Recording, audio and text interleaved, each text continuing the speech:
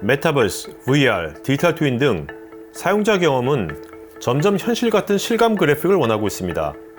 하지만 하드웨어적인 GPU의 코어 수만 늘려서는 현실감 있는 그래픽을 만드는 데 한계가 있습니다. 이때 AI가 해상도나 프레임 수를 자연스럽게 늘려주어서 실감 그래픽의 완성도를 높여주고 있습니다. 엔비디아의 최신 GPU 아키텍처인 에이다 러블레스의 특징들을 살펴보면서 그래픽과 AI의 컬러버가 필수가 되어가고 있는 트렌드를 느낄 수 있었습니다. 에이다 러브레이스라고 새로운 아키텍처를 발표하고 여기에 이제 새로운 칩을 저희가 발표를 했습니다. 여기 이제 SM이라고 해서 가장 이제 기초가 되는 하드웨어 단위라고 보시면 되고요. 이 SM이 여러 개 모여서 하나의 칩을 이루고 있다. 이렇게 보시면 될 텐데요. 여기 보면은 기존의 암페어 아키텍처 대비 2배 정도의 퍼포먼스 향상이 있었다. 이렇게 보시면 되겠습니다. 이런 SM들이 많이 모이면 이런 큰 칩이 하나 되고요. 요게 이제 하나의 큰 칩의 구조다라고 보시면 되겠고, 요 구조를 다 합쳤을 때 오른쪽에 보시면 이제 스펙이 있는데요.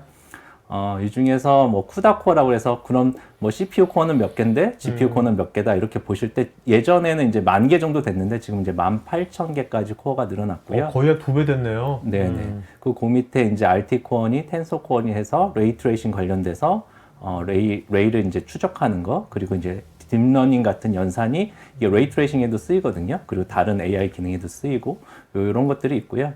클럭도 많이 올라갔습니다. 1.9에서 지금 2.5까지 올라갔고요. 그 다음에 트랜지스터 수가 예전에 28빌리언인데 76빌리언까지 엄청나게 많은 숫자가 집약됐다고 보시면 되겠습니다. 근데 엔비디아도 너무 빨리 만드는 것 같아요. 암페어 아키텍처 나온 지 얼마 안 된 것 같은데 벌써. 요즘에 이제 설계도 AI가 좀 하다 보니까 그런 힘을 빌려서 좀 더 빠르게 설계가 되고 있어요. 네.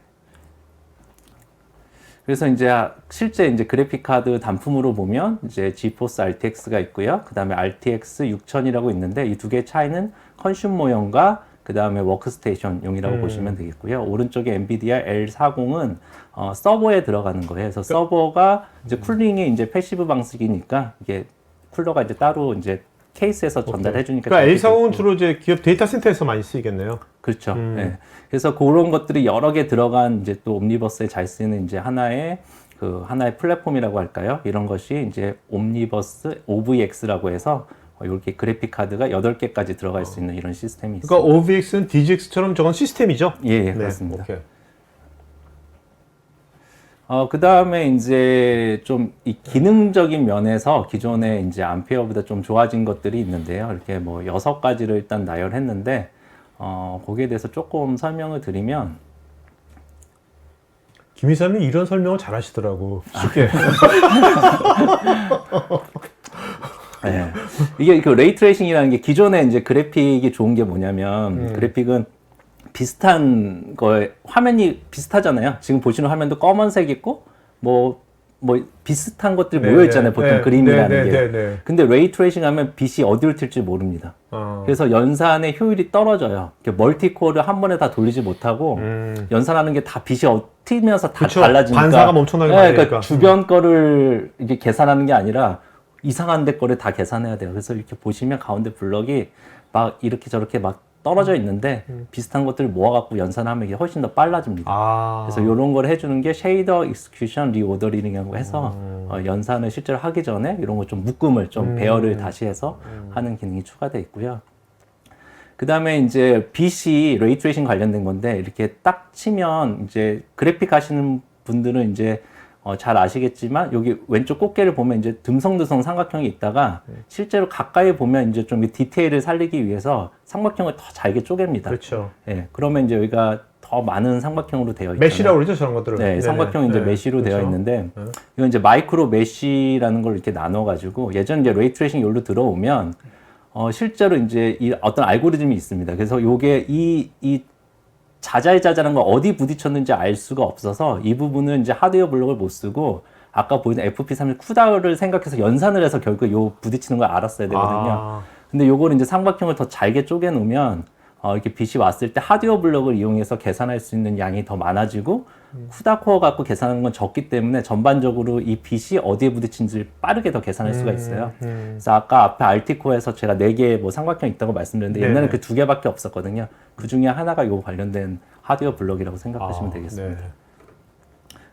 그리고 요거는 이제 나뭇잎 같은 걸 보실 때 보통 게임 같은 거 보면 이 나뭇잎을 아까 꽃게처럼 삼각형으로 다 쪼개서 그리는 게 아니라 단면으로 그냥 텍스처라고 하죠. 나뭇잎 벽지를 그냥 붙여놓는 거예요. 그래서 이렇게 게임하다 옆에서 보면 나뭇잎이 입체가 아니고 이렇게 그쵸. 일자로 딱 돼 있죠.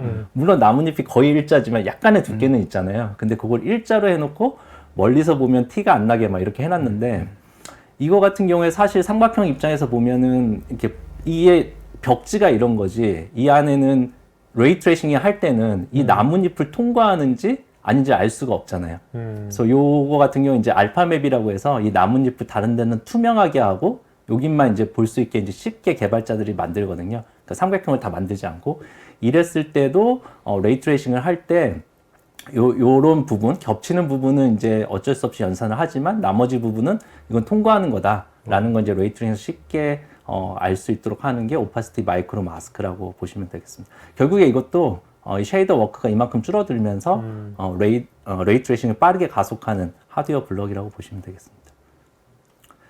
그 다음에 이게 제일 관심 있고 제일 중요하다고 볼 수 있는데요. 이제 DLSS라고 딥러닝 슈퍼 샘플링이라고 예전에 불렀었는데 이게 이제 버전 3까지 왔고요. 요번에 이제 버전 3이 되었는데 레이 트레이싱 같은 경우는 이제 빛이 반사된 거를 이제 다 추적해서 그림을 그리잖아요.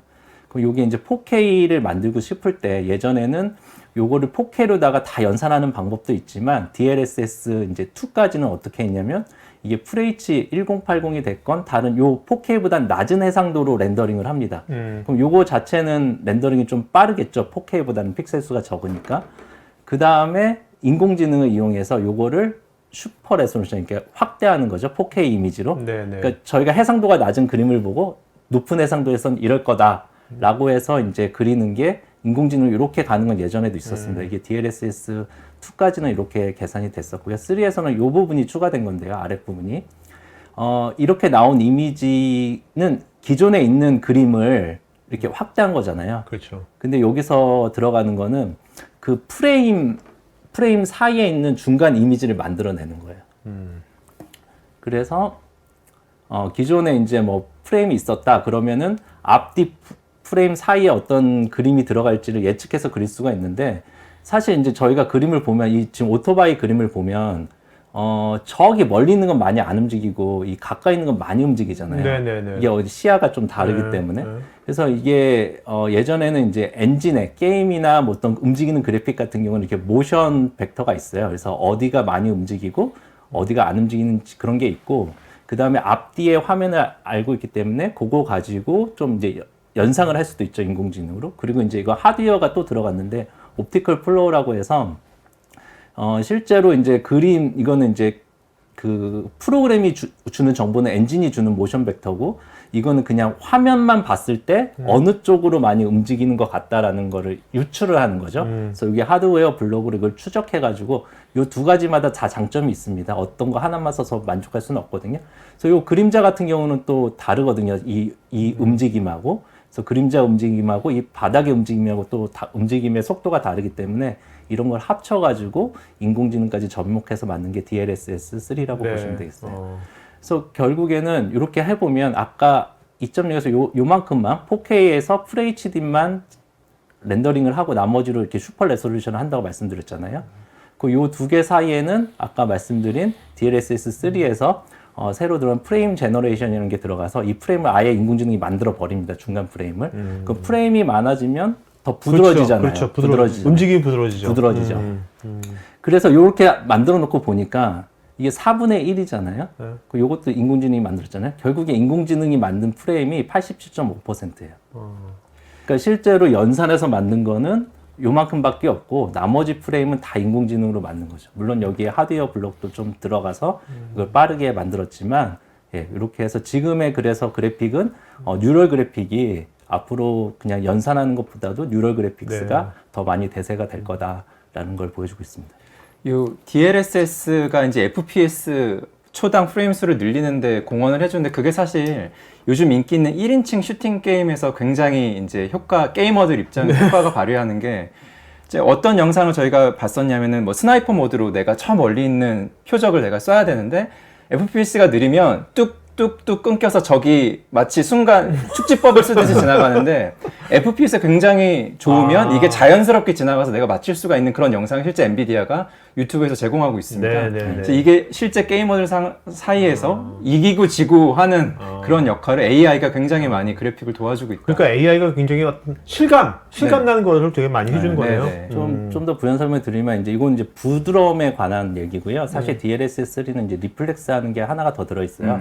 그래서 기존에 이제 여기 보시는 슈퍼 레솔루션, 그다음에 중간 프레임 제너레이션 플러스 리플렉스가 하나 더 들어 있거든요.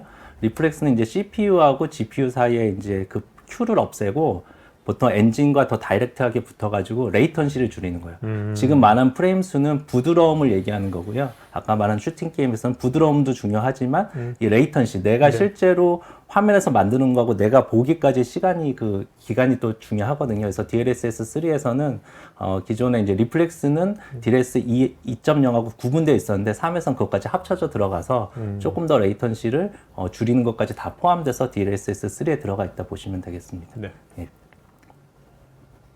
그래서 이제 보시면 아까 트랜지스터가 제가 많이 늘었다고 말씀드렸잖아요.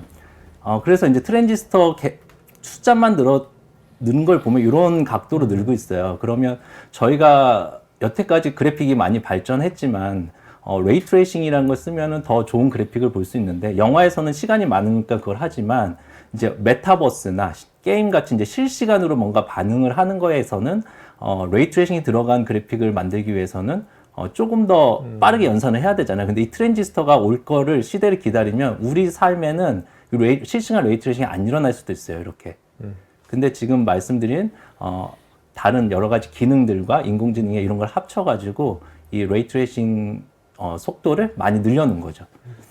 그래서 저희가 엔드 투 엔드라고 하는데 여러 군데서 다 엔드 투 엔드거든요. 그러니까 이렇게 저희가 어플리케이션까지 생각해서 하드웨어 레벨부터 다 아키텍처를 바꿔가면서 그냥 트랜지스터 개수만으로는 이룰 수 없는 것들을 만들어내고 있습니다. 예.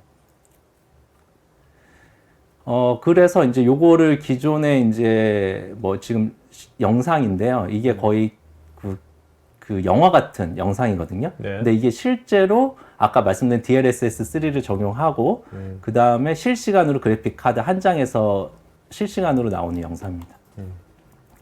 그래픽 카드 한 장만 썼어요? 네네. 요번에 나온 이제 에이다 러브레이스 아키텍처를 가지고 썼고요. 왜냐면 이제 DLSS3를 적용하려면 아까 말씀드린 그 하드웨어 블럭이 들어가야 되니까 옵티컬 플로우 때문에 에이다 러브레이스 그래픽 카드 가지고 했습니다.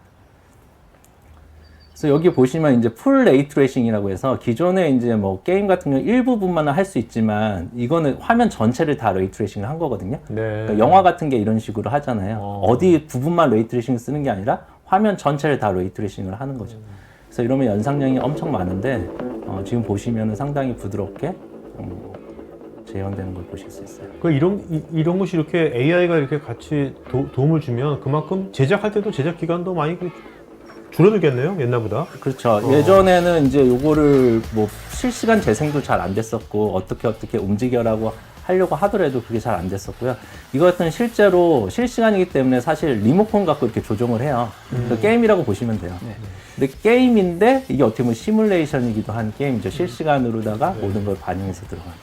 지금 이제 김 이사님께서 여러 번 강조하신 게 저도 그러니까 일반적인 분들이 조금 헷갈리실 수가 있는 게 저희가 뭐 아바타나 이런 너무나 해상도가 뛰어난 영화를 많이 봤잖아요.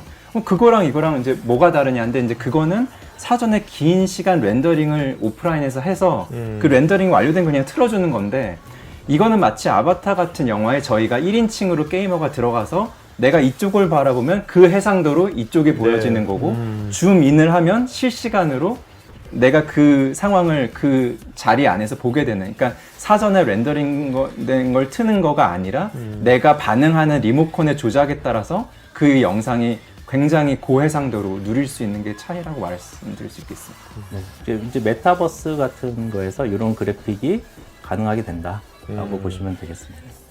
이게 실제 게임 영상이라고 생각하시면 되게 지금까지 경험했던 게임과는 다를 겁니다. 그래서 이제 요거 같은 경우는 저희가 옴니버스를 이용해서 만들었는데요. 여기 보시면 아까 이제 레이싱 카가 이제 움직이는데 실제로는 보면 여기 오른쪽 화면 보시면 바퀴에 이렇게 블럭이 있잖아요. 네네. 이게 실제로 시뮬레이션 된 거예요. 바퀴도 움직이는 것도 물리적으로. 그래서 이게 땅이 이렇게 거칠거나 하면 이게 쿠션이 이렇게 옮겨되잖아요. 그런 것까지 다 시뮬레이션 다 들어간 거라고 보시면 되고요. 그러니까 메타버스가 됐건 미래의 게임은 현실의 시뮬레이션이다. 이렇게 보시면 될 것 같아요. 예전에는 그냥 그래픽을 움직이게끔 만들었지만 지금 아예 기초부터 현실과 같은 거를 만들어 놓고 그걸 메타버스 환경으로 하던 게임으로 하건 이렇게 만들 수 있는 그러니까 게 물리적인 법칙도 다 들어갔겠네요. 다 들어가 저기. 있습니다. 물론 이제 100% 모든 거는 들어가 있지는 않지만 어느 정도 시각적으로나 저희가 느낄 수 있는 물리 법칙은 들어가 있다고 보시면 되겠습니다. 실제로 그 옴니버스 안에서 중력을 어떤 방향으로 얼만큼 할지를 사용자가 설정할 수도 있고요. 아까 보신 것처럼 조인트라고 하는 기능을 이용해서 이 부분이 모터가 어느 방향으로 회전할 수 있을지를 정의할 수가 있습니다. 그래서 보시면 이제 이 컴포넌트를 다 만들어야 되고 그래픽으로 모델링도 해야 되고 그 다음에 이제 뭐 레깅도 해야 되고 아까 이제 연결 부위를 관절을 이어야 되기도 하고 뭐 여러 가지 뭐 시나리오도 같이 하고 뭐 해야 되잖아요. 그래서 이제 요거 같은 경우는 11개의 툴이 사용됐어요. 기존에 이제 이런 그래픽을 만들 때 들어가는 툴들이 있는데 그리고 이제 저희 전문가들이 또 다른 나라에 막 나눠져 있거든요. 그래서 12개의 타임존에서 요거를 이제 개발을 했어야 되는데 그러면 이제 실제로 얼마나 걸렸냐 지금 보신 영상을 만드는데 물론 이제 실시간으로 움직이는 영상입니다. 근데 이게 30명의 아티스트가 붙어서 3달이 걸린 거예요.